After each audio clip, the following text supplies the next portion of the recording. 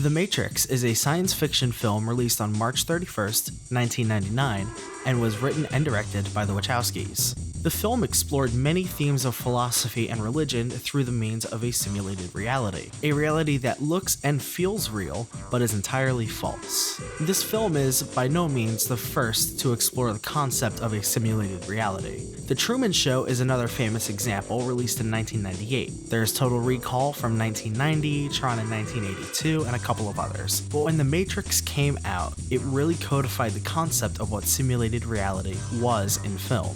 Usually a utopia or dystopia, a prison for the mind, a false reality. Since The Matrix, filmmakers have been using the means of simulated reality to tell a story and convey a message. Films like Eternal Sunshine of the Spotless Mind, Synecdoche, New York, Inception, Tron Legacy, Cabin in the Woods, Ready Player One, and of course the most recent example of simulated reality, Don't Worry Darling.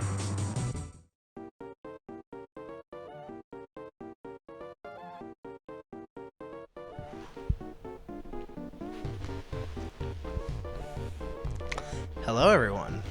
Okay, where to begin with this movie?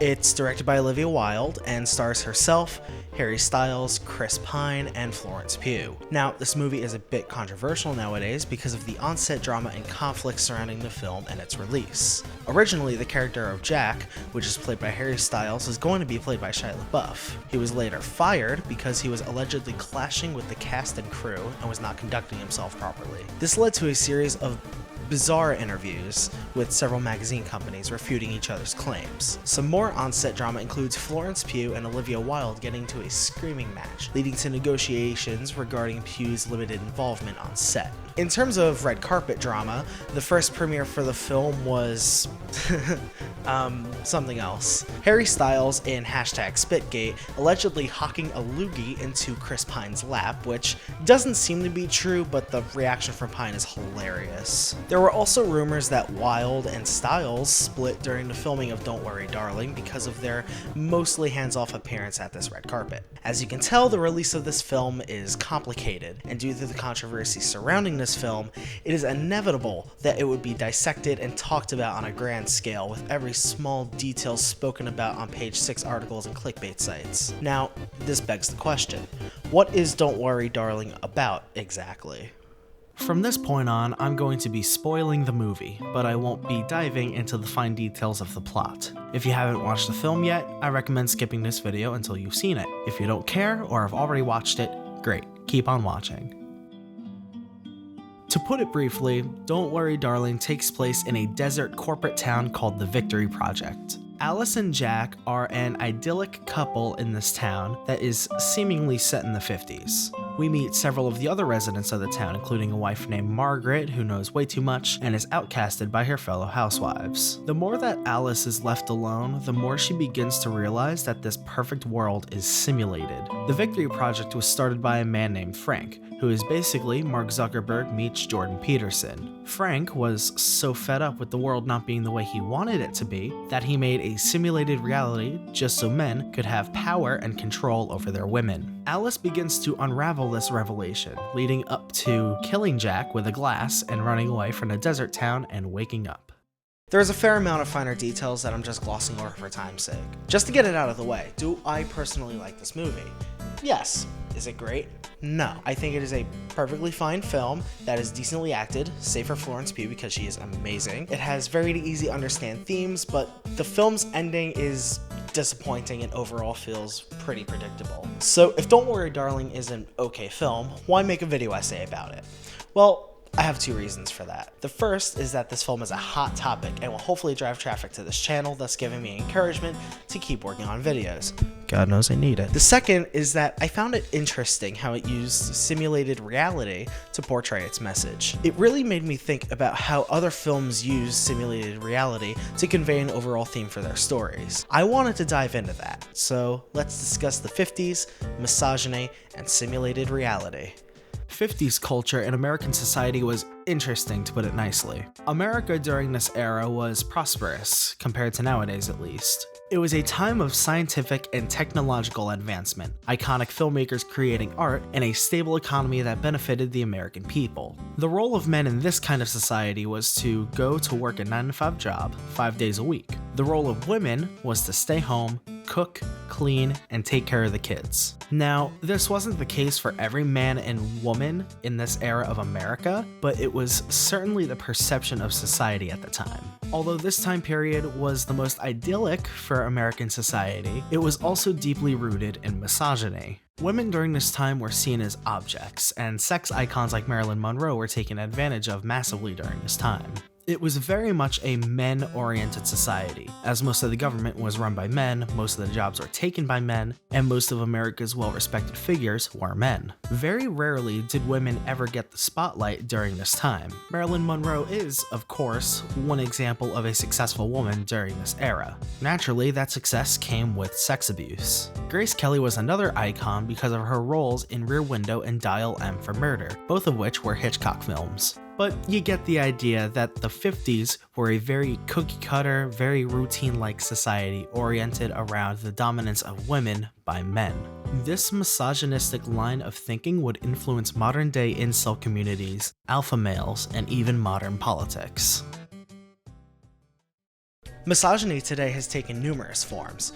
Incels, or involuntary celibates, show extreme hate and resentment towards those who are sexually active, specifically women. Incels have promoted the use of violence against sexually active women through whatever means necessary, and have even taken to choosing between the red pill and black pill. I don't want to dive too much into incels here because ContraPoints already has a better video talking about them, but incels are definitely a good example of extreme misogyny. There is also the example of alpha males. Alpha males essentially stem from this weird wolf science experiment that turned out to be false. Being an alpha usually entails domination of women, overconfidence, toxicity, and the worst case scenario, being banned from numerous social medias because of your hateful views.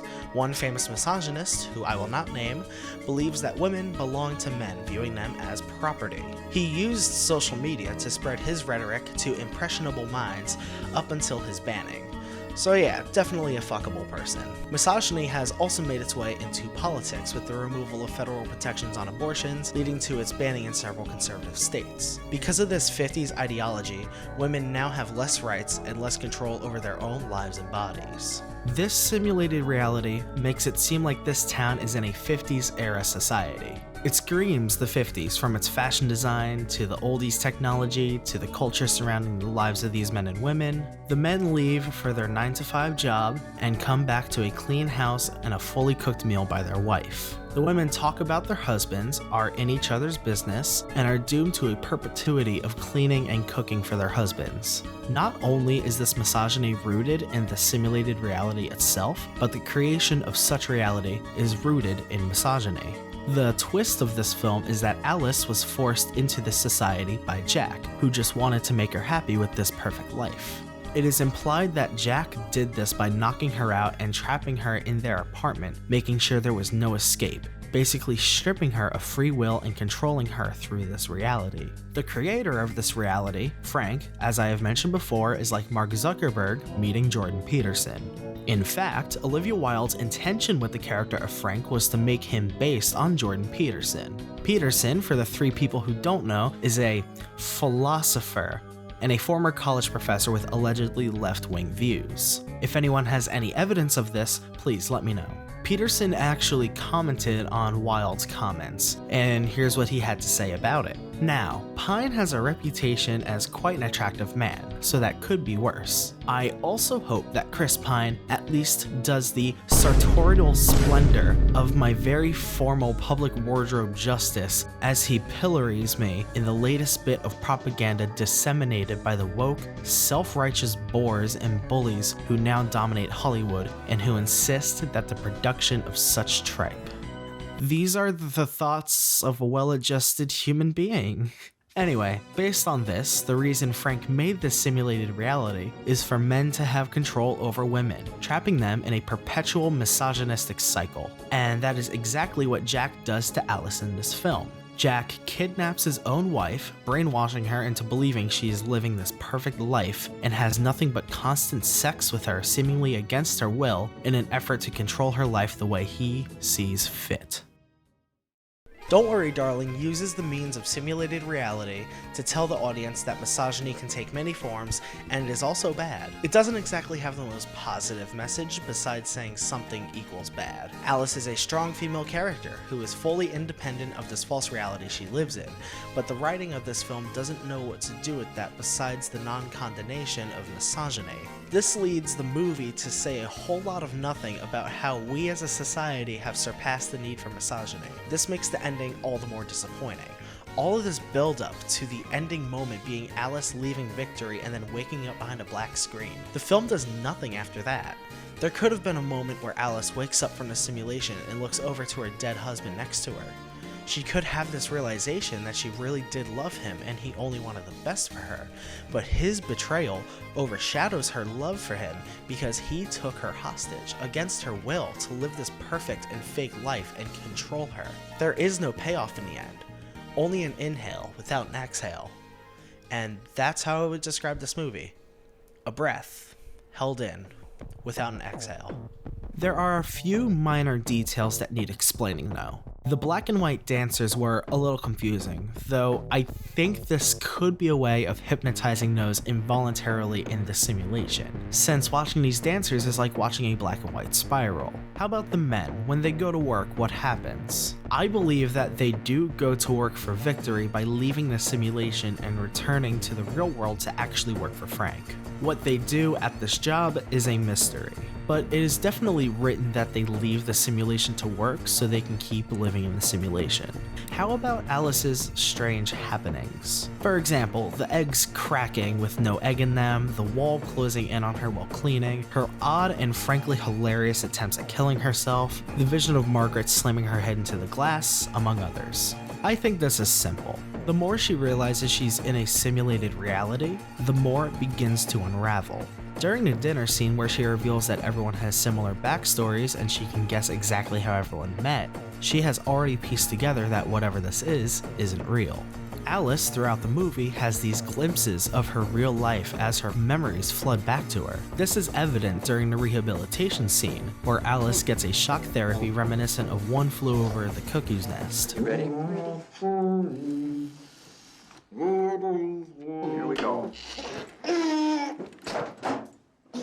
Here, she has a large glimpse of her real life as a surgeon, coming home to Jack. We see here Jack's motivation to control Alice to make her happy, but all of these minor things scattered throughout the movie all lead to the one theme of this movie: misogyny bad.